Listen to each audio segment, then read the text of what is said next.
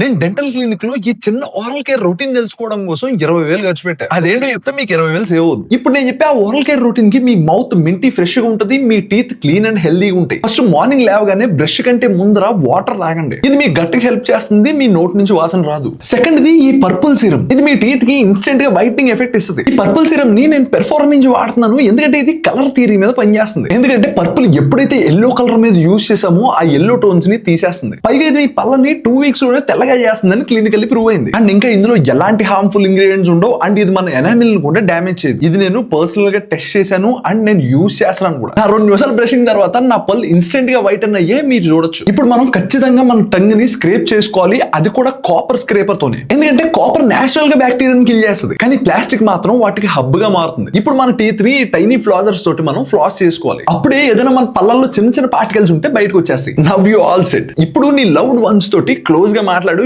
ఎలాంటి భయం లేకుండా. వీటిలన్నిటి లింక్స్ ఎక్కడ ఇస్తారో చెక్ చేయండి. And do follow me చాక్లెపీడియా.